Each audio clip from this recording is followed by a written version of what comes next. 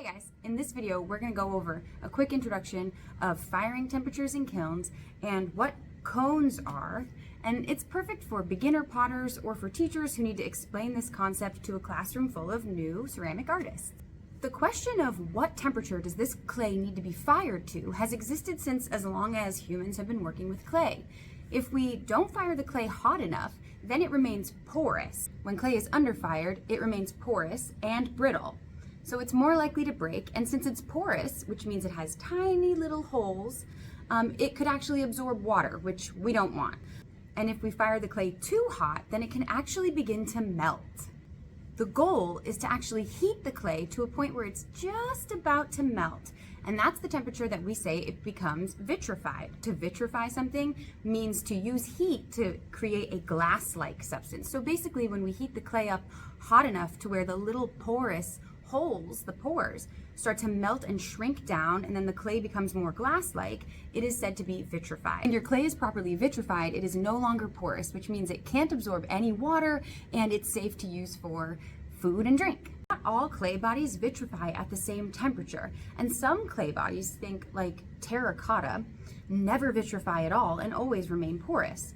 So step one of understanding how hot we need to fire our clay is understanding what type of clay we are using, because each different clay body requires a different temperature of firing.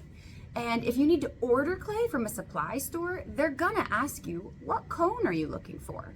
So do potters just use the term cone instead of temperature because we're all a bunch of gatekeeping little jerk and we're being pretentious? No. Without getting too into the specifics of heat work in a kiln, the most basic explanation of a cone is a little pyramid that is made out of ceramic materials that is designed to melt at a specific temperature. Not to fully melt, but to melt and bend at a specific temperature. So each cone corresponds to a specific temperature range, and this allows potters to speak a universal language in regards to firing temperatures without worrying about things like Fahrenheit or Celsius. So potters have been using cones for a really long time, even before they were standardized and made widely available.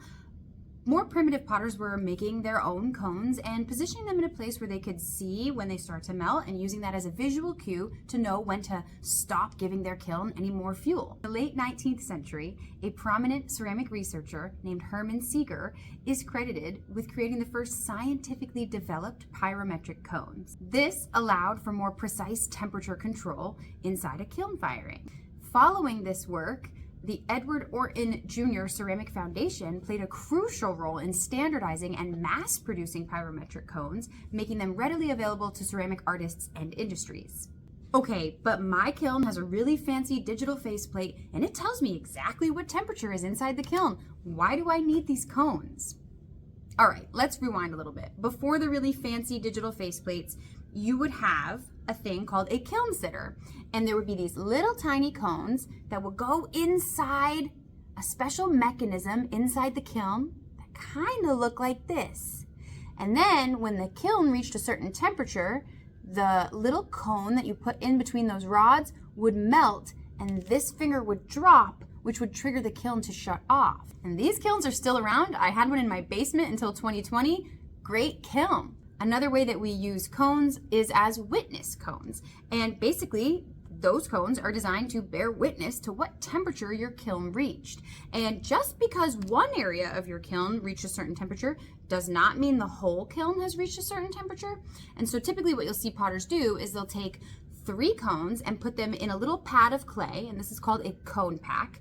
And they'll put 1 cone that is below the target range that you're trying to reach, 1 cone that is the target range that you're trying to reach, and 1 cone above. And you put a cone pack at the bottom of the kiln, in the middle of the kiln, and at the top of the kiln. So then at the end of the firing, you're able to check and see if all of the areas of your kiln are reaching temp appropriately.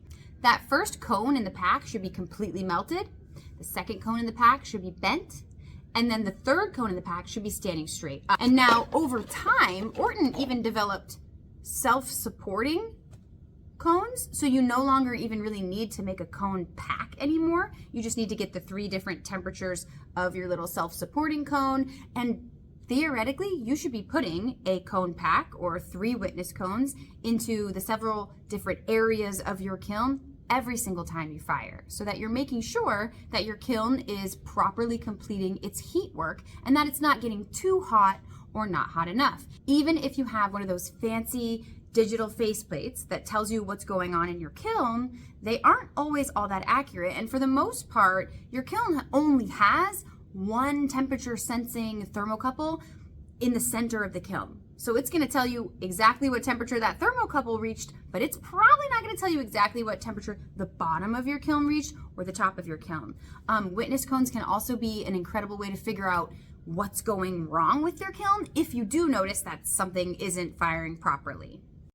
So again, this was kind of a brief overview of the concept of what temperature we fire our pots to, what pyrometric cones are and how we use them, and it doesn't really dive into the specifics of heat work, which is a measure of time and heat, and we could definitely get more into those detailed things, but I think as a beginner potter, it's mostly important to know and to understand that not all clay matures to the same firing temperature, and you need to make sure that you're putting the right clay in to be fired to the right cone.